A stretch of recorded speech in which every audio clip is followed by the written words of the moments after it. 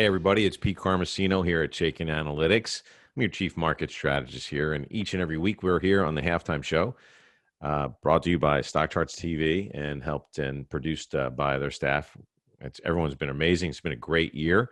We're still not over. We've got a few more trading days left here in the year, and we're really looking for Santa Claus. We just can't find him. So, it's been a tough couple of weeks. We just can't get out of the fear of Omicron and everything else that's going on. And last week it was all about the Fed, and this week it's about something else. And just some news coming out of Washington D.C. about Senator Joe Manchin not interested in voting for the bill. He's got some valid arguments. I think they'll get to some sort of conclusion there, but it's just more uncertainty, and the markets do not like that. That's taking GDP estimates down. Even Goldman Sachs lowered their estimates by 1 or 2%, depending upon other items and other factors that they're looking at. And also, you've got the other side of that coin is if the bill doesn't pass, obviously there's no tax increases, and so there's a give and take. We're trying to stay positive. We're trying to look for the positive areas of the market, and I think we can find them if we look hard. But at the same time, I am looking at scans here that things are breaking down. Noticing the small cap IWM is breaking down. And in that venue, I went on and did another scan using a bearish MACD crossover using ACP. We highlighted about 11 names. They're in that small cap S&P 600, I should say, the small cap. And I used that as the universe, and I found 11 names that are breaking down. And so we're just going to see what the power gauge says, and we're going to flip back and forth between the charts like we normally do and see if there's sort of a theme, see if there's a specific sector that's popping out.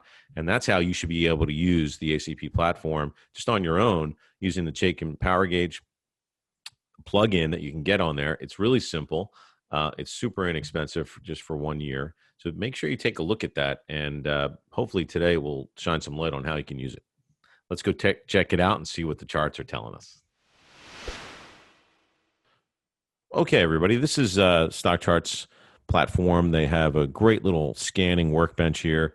There's always kind of ways to use this. All I did was choose a pre-existing setup that they have, a bearish MACD crossover, and then I added the S&P 600 in there. That's the small cap. Okay. Obviously, I didn't want too big of a scan to come back, but I wanted enough to make it useful. And it looks like I did. I found 11 names, and I'm seeing the industry, which I can sort by. I've got a bit of hodgepodge here, right? One semiconductor name, which is interesting. One real estate name, which is interesting as well. But I've got a few electrical, a few banks. So kind of all over the map a little bit. So nothing that's terrible from a very big trend standpoint. If I look at sector, I've got 3 discretionary, 3 financial, and 3 tech. So it's pretty well distributed, but pretty amazing that these areas, especially in the financial, life insurance, and banks, with rates potentially set to rise, I guess you've got to take into consideration that what can also happen there is their liabilities can go up as well, right? Deposits at banks are going to cost more to the bank, but we'll see how that goes. Let's just dive in and take a look. So the first name I've got here is American Equity. That's a big life insurance company, also a big indexed annuity company. And if I go and take a look at the chart here, AEL, and hopefully we'll get to all of these today. If I go and take a look at the chart on AEL, we're getting this is interesting. It's not so much a breakdown yet for us. It's getting close though, right? 34 around that number underneath the long-term trend. We'd start to be concerned. Well, I still have a strong stock and a strong industry, but down 4% coming off its highs and a lower high. Just everything looks like this, but the relative strength staying strong. I don't know so much about the MACD on this. It could be just a quick signal that might whipsaw a little bit, and it's still above the 0 line. So take that into consideration. It's still very bullish, so it doesn't look too bad. This one's a little closer to the 0 line, and obviously forming what one might call a cup and handle. I don't necessarily think it has all the perfect attributes of that, but it's darn close. It's got a neutral rating, and let's go take a look at this one. This is BANF. BANF. Type that in real quick. And what do we got? Okay, down a dollar, down 1.5%. Again, teetering on that area. I still have decent relative strength, a bit of a mixed bag from the neutral. Relative strength's new, kind of overbought.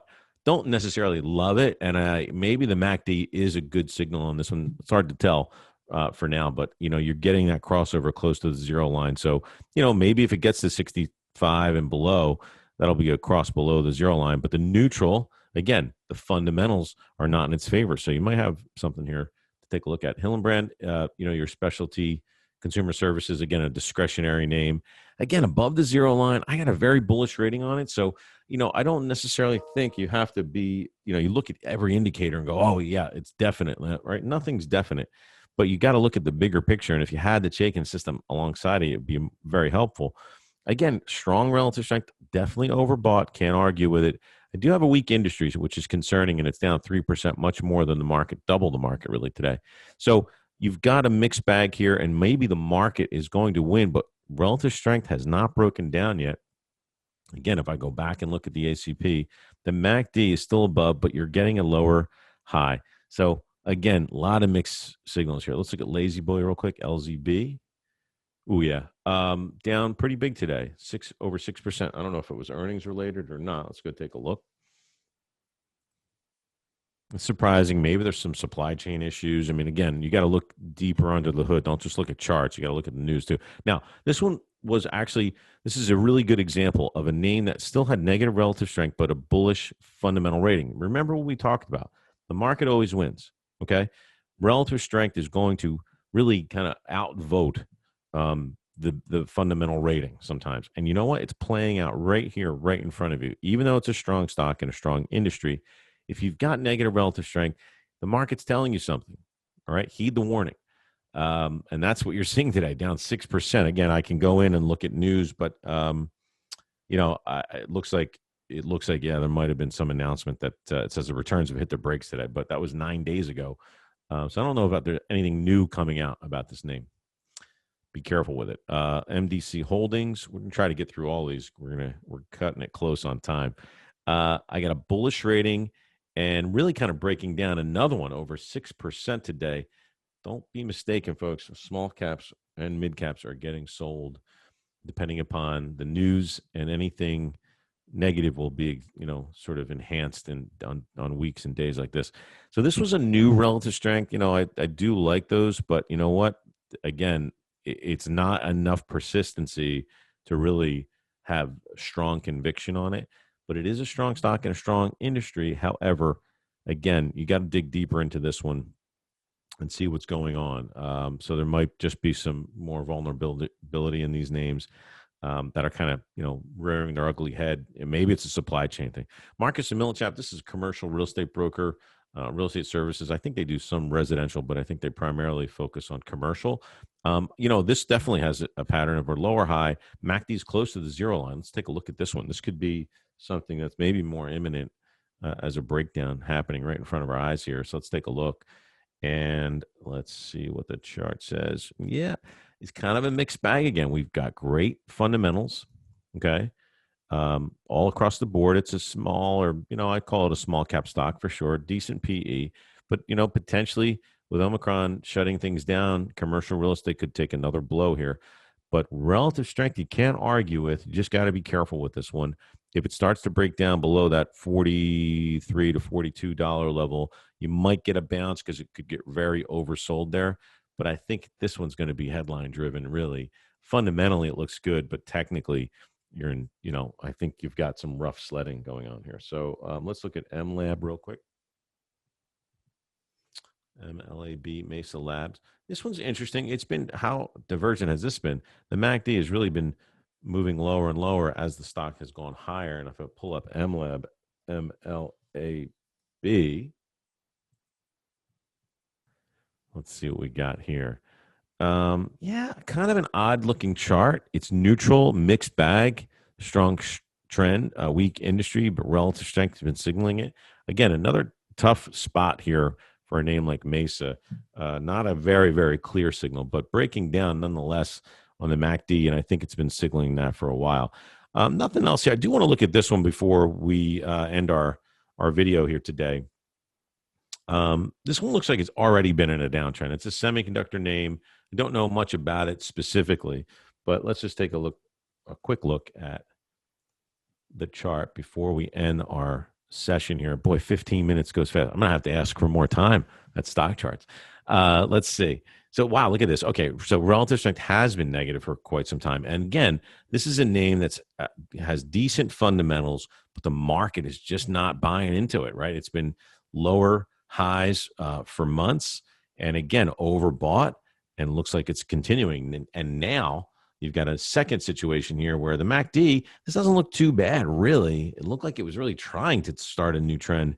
But, you know, if it can hold support, it might actually be starting a new trend. You've got to be very careful with this one. You do have strong fundamentals and potentially any kind of good news from earnings and revenues. You know, that could be a catalyst here. And I'm sorry, that's all the time I have to review. But you can see the names here. Go look at the Plexus and Titan and the other names that we didn't get a chance to look at in West America Bancorp on the charts as well. Okay, folks. I really appreciate you tuning in week to week and taking a look at the halftime show. Have a wonderful holiday that's coming up this week. We've got a long weekend. Enjoy it with your family and friends and your loved ones. Be well, be safe, and we'll see you next week here on the halftime show on StockCharts TV. Thanks again for joining me. Take care, everybody. Hey, Grayson Rose here with StockCharts. Thank you so much for watching. I hope you enjoyed that video. If you did, consider giving it a like down below, maybe leave us a comment, and if you're new to the channel, you can subscribe at the link up above. We're gonna bring you daily content from an incredible collection of technical analysts and financial experts.